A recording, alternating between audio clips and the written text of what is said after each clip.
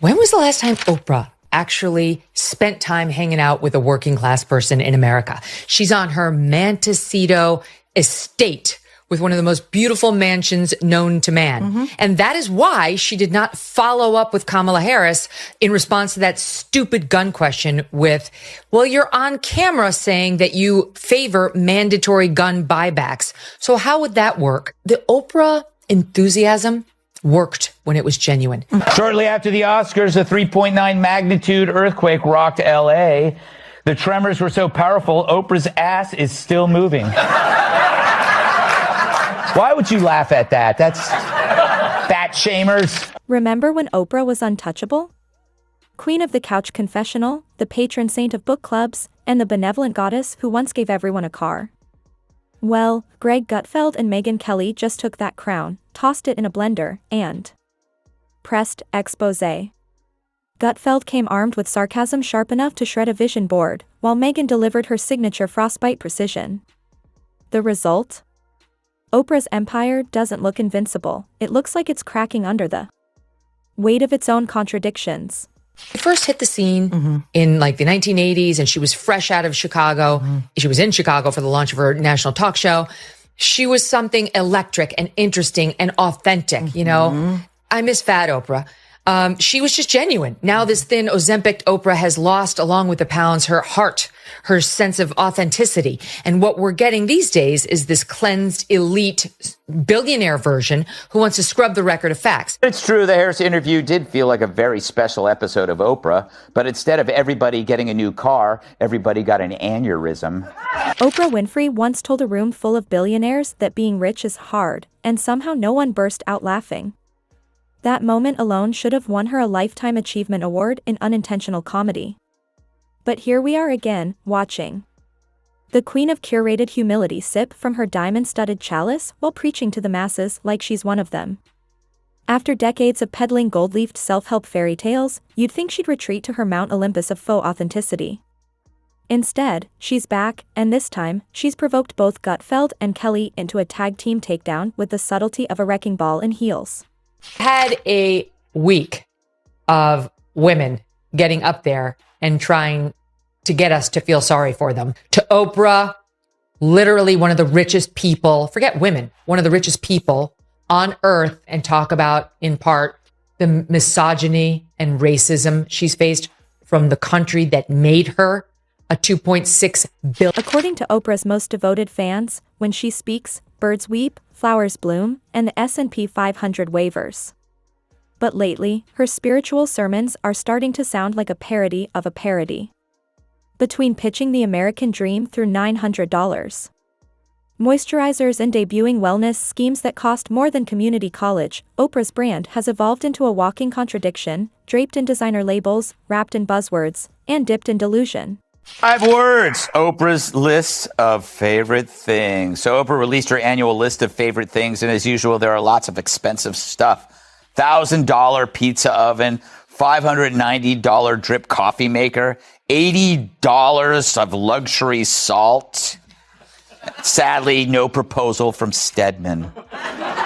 Enter Megyn Kelly, armed with her trademark deadpan squint and a resume full of journalistic bruises. She sliced through Oprah's aura of empathy like a scalpel through silk. You could practically hear the Botox freeze across Los Angeles when Megyn exposed the Empress of Enlightenment as something far less divine. Once a cultural icon handing out cars, Oprah now delivers existential breakdowns repackaged as healing journeys, all with a brand deal on the side. You think she went over this first to make sure it wasn't too extravagant? You're missing the best one. What? Okay, it is a little journal, and it's called I'm Dead, Now What? Important information on my belongings, business affairs, and wishes. Hand this to someone at Christmas, I dare you. Gutfeld, meanwhile, didn't even bring a scalpel, he brought a verbal sledgehammer. With all the grace of a cable news cage match and the energy of someone who just discovered Oprah charges $400 for a gratitude journal, he tore into her like a man betrayed. The same woman who turned daytime tears into a billion-dollar empire now wants to lecture the overworked middle class on the virtues of suffering. Gutfeld's response? Let's just say subtlety wasn't on the menu. Oprah's an icon who, unlike traditional politicians, could match a wild card like Donald Trump. And if she won, she could give everyone a free car.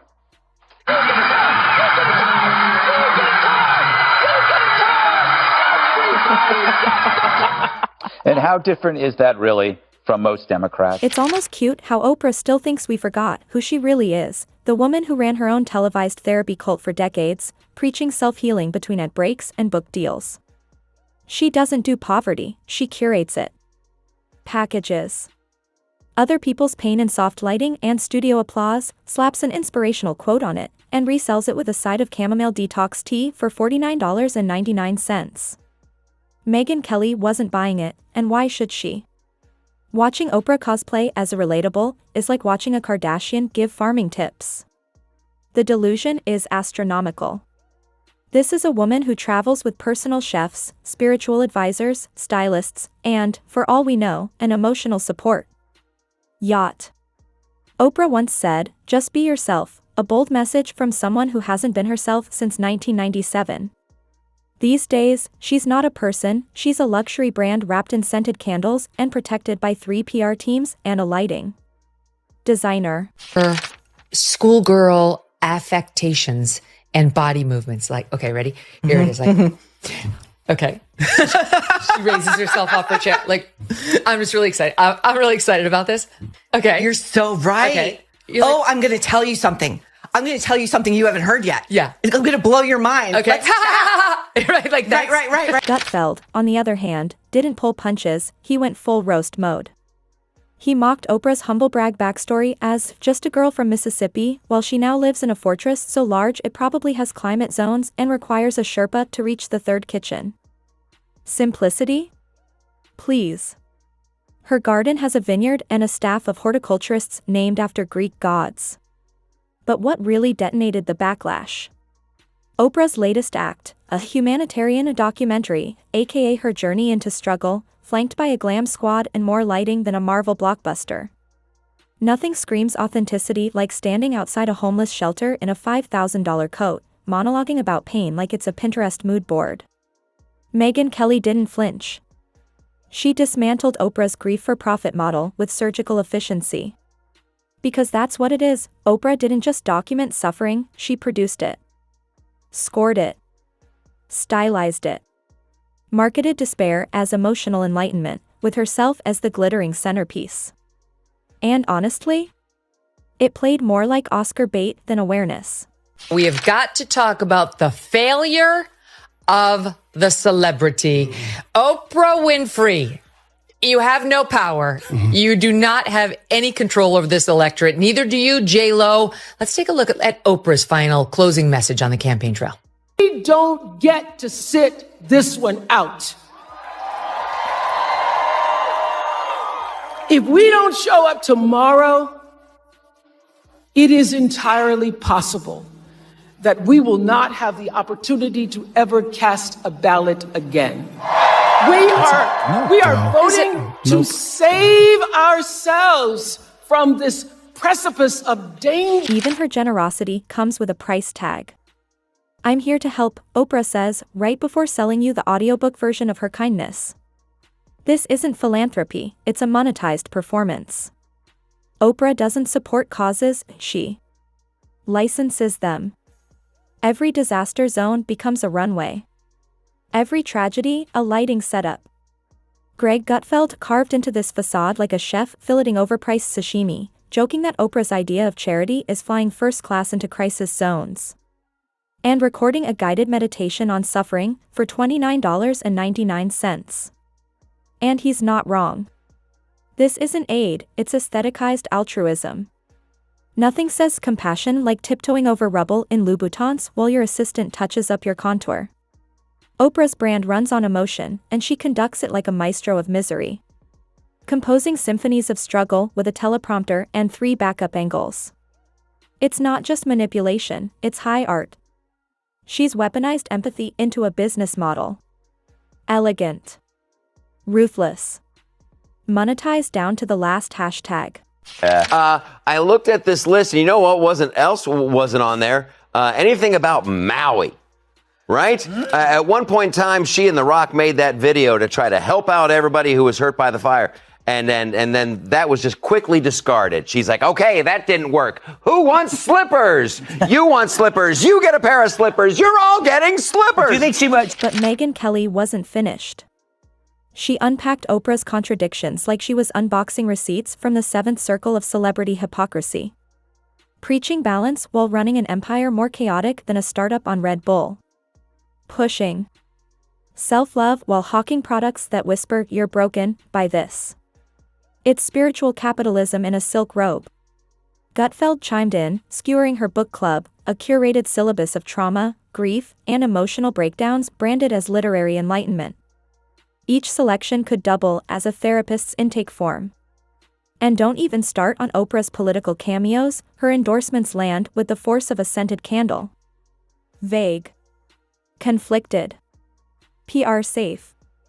She dips a toe into activism just deep enough to make a splash, never enough to risk the blowback. One panel here, one speech there, and suddenly she's the oracle of social progress, while real changemakers hustle in obscurity without a moisturizer deal. Megyn shredded that illusion. Oprah's activism is as deep as a motivational mug. She doesn't lead revolutions, she sells the idea of one, gift wrapped in affirmations. I used to love Oprah, like most of us who grew up when we did. And only now did I realize I've been getting spoon-fed propaganda from this woman for years. I always took her little setup packages as gospel. You know, before I was a reporter, I never even thought to question whether Oprah might be intentionally misleading me. Then last night, the dawn came and I was like, oh my God, she is not a reporter. She's a propagandist. She's trying to shove messaging down my throat of whatever she believes, not what's... And then there's Oprah's favorite franchise, herself. The eternal reinvention saga. Every few years, a new Oprah emerges from the ashes of the last, reborn, rebranded, repackaged, usually with a side of Weight Watchers and a docuseries. Shot in soft focus. Gutfeld didn't miss a beat. He mocked her endless cycle of spiritual revelations like they were software updates, now launching Oprah 9.0, now with extra mindfulness. One day she's a dieting guru, the next a soul-searching priestess of quinoa, and by Thursday she's moderating a racial healing summit in designer athleisure. And somehow, through it all, she insists she's still just like us. As if the average person's existential crisis includes a private chef and a mindfulness retreat in Maui.